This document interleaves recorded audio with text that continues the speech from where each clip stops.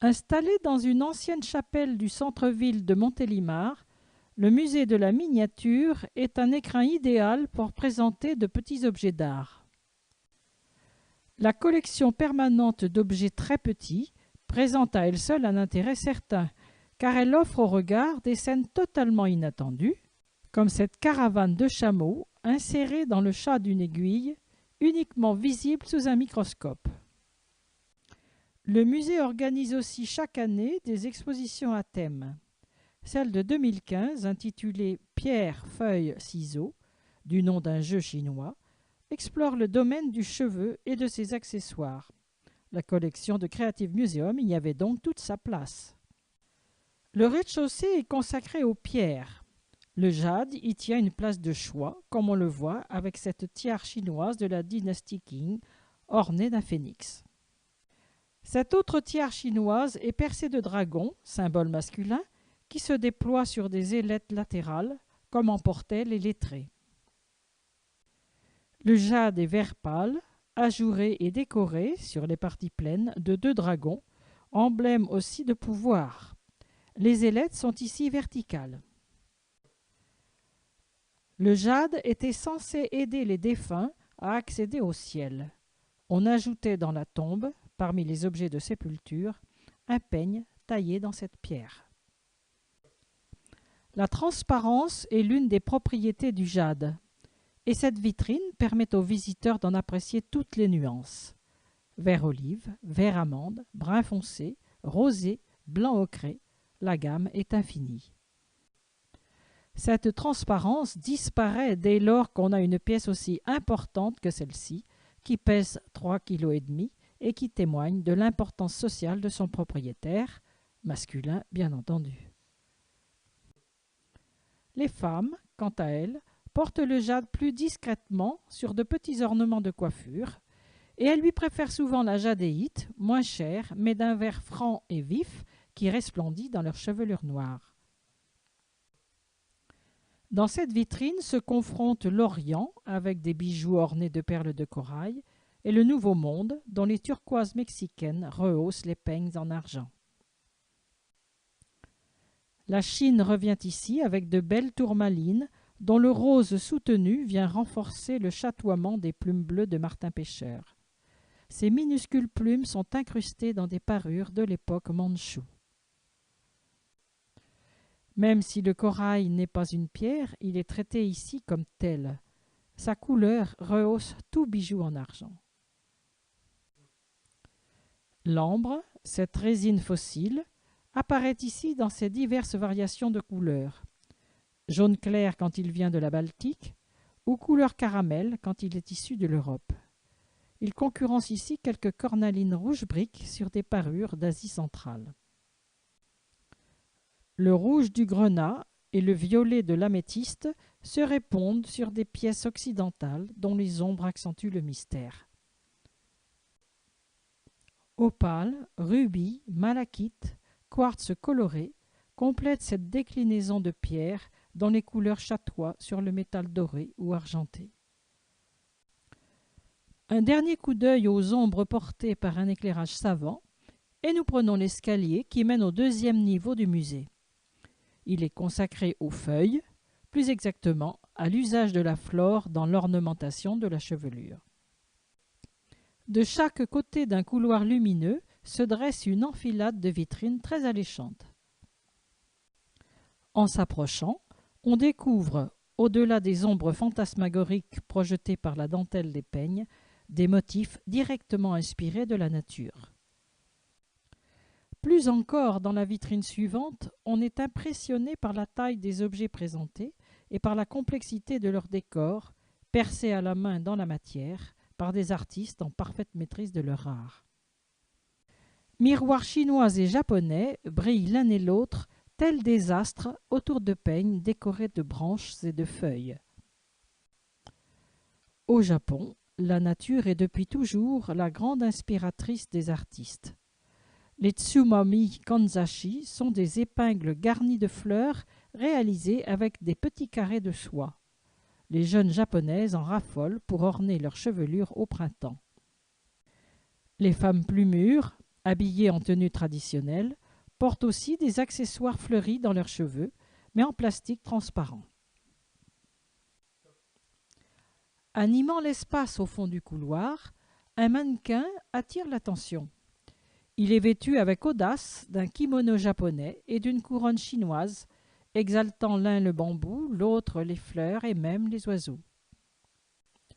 Ces deux épingles japonaises, appelées kanzashi, l'une en écaille blonde, l'autre en argent, associent les fleurs de cerisier, symbole de beauté éphémère, au pin et au bambou, symbole de longévité. On les porte souvent pour un mariage.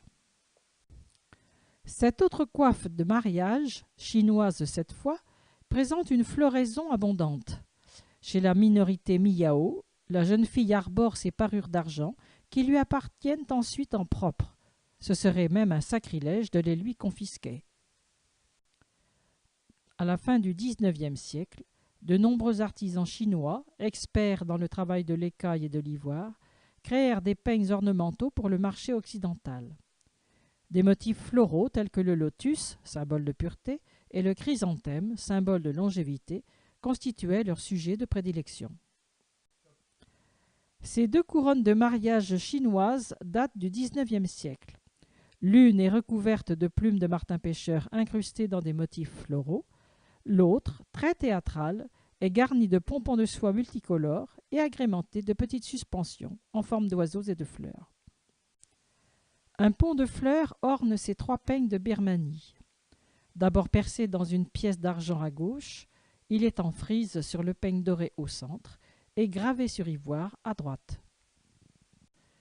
C'est une couronne spectaculaire qui clôt l'espace consacré au thème de la feuille. Elle nous vient de Sumatra et pèse 1,5 kg.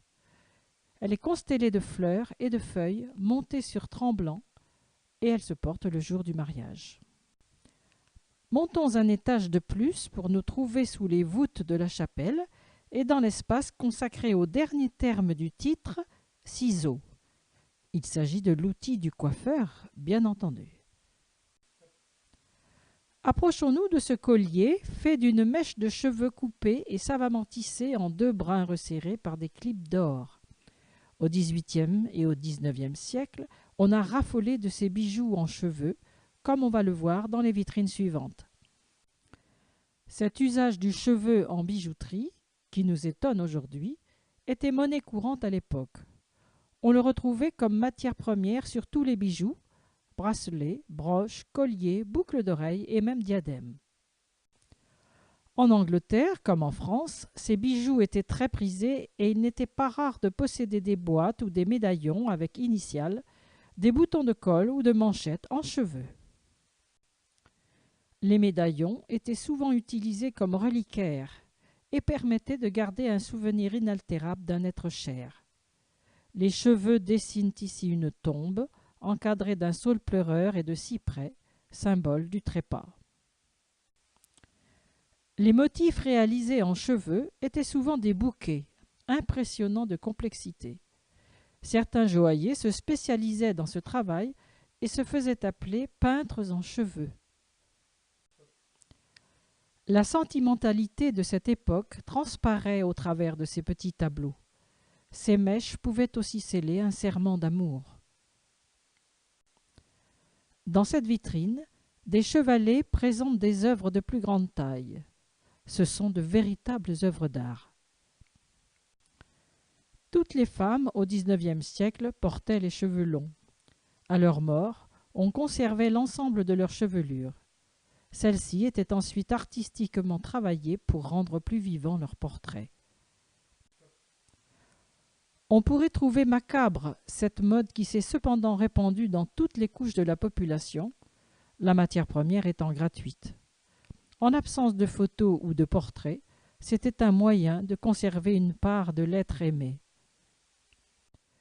Un véritable commerce se mit en place et les ateliers se spécialisèrent, travaillant de concert avec des marchands de cheveux. Ils proposaient à leur clientèle des catalogues avec un large choix de modèles.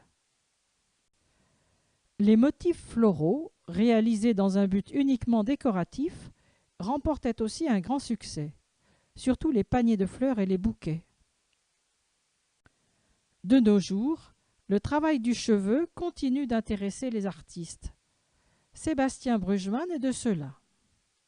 Il dessine en remplaçant le crayon à mine de plomb par le cheveu collé sur le papier.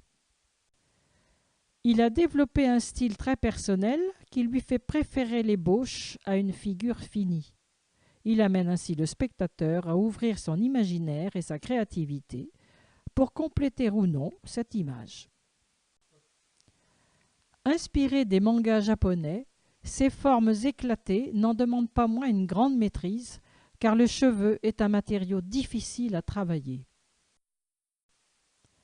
Comme une poésie moderne, la finesse du cheveu se déploie tout en privilégiant le vide, laissant parler la page blanche autant que le trait. Tout comme dans un haïku, ce très court poème japonais, l'artiste ne s'adresse pas au mental, mais à l'émotion. Et il faut un œil avisé pour identifier la technique elle-même de collage de cheveux. Au Japon, le cheveu est considéré comme matière première et les poupées petites ou grandes ont rarement des cheveux artificiels. C'est le cas des poupées qui représentent des personnages de la cour impériale de l'ère Heian et qui sont censés protéger des mauvais esprits. De même, cette petite boîte de perruques en vrais cheveux, datant du milieu du XXe siècle, apprend aux fillettes les noms des coiffures traditionnelles japonaises. Voici une perruque de taille réelle, utilisée encore aujourd'hui au Japon lors des jours de fête ou de cérémonies. Elle est aussi faite de cheveux humains, enduits d'un onguent collant et parfumé.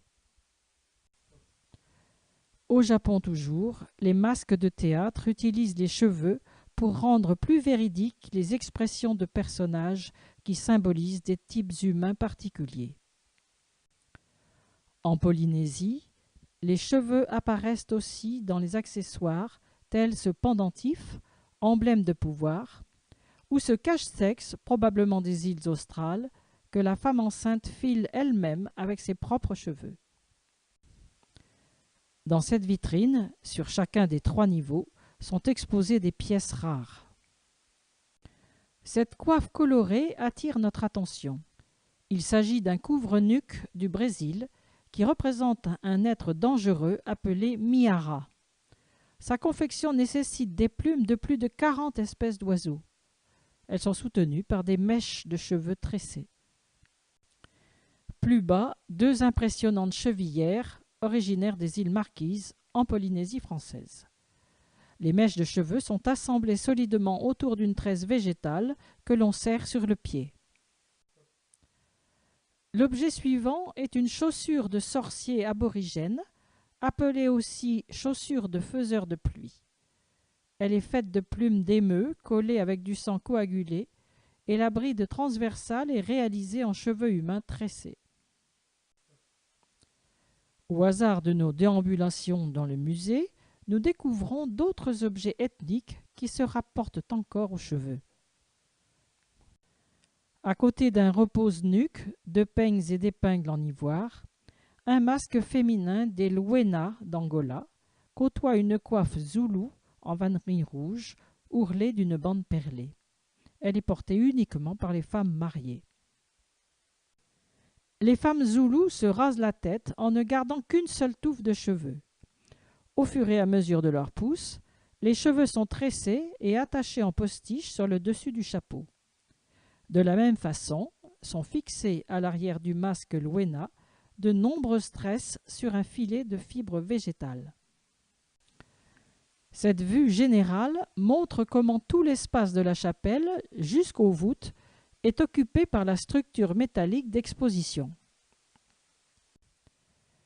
Mais si l'on se retourne, dans ce qui était le chœur autrefois, une surprise nous attend. 3 silhouettes nous interrogent soudain. Entre 2 silhouettes féminines, une masse noire et mystérieuse tombe en cascade. Ce lourd volume de cheveux d'environ 2 mètres de hauteur se veut une allégorie du temps qui se fige. Sa créatrice, Marie Compagnie, l'a intitulé « La chute ».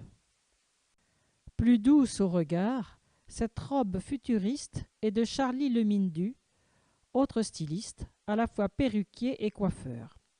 Ces défilés de haute coiffure font toujours sensation à Paris, Londres ou Berlin. Il présente ici une création capillaire extravagante comme les aiment les stars du showbiz. Comme dans un défilé de mode, pierre, feuille, ciseaux se termine par une robe de mariée. Elle est signée Christophe Nicolas Biot. Il aura fallu pas moins de 180 mètres de cheveux, plusieurs mois de préparation, de découpe et de pose. Joli coup de ciseaux pour une exposition dédiée aux cheveux.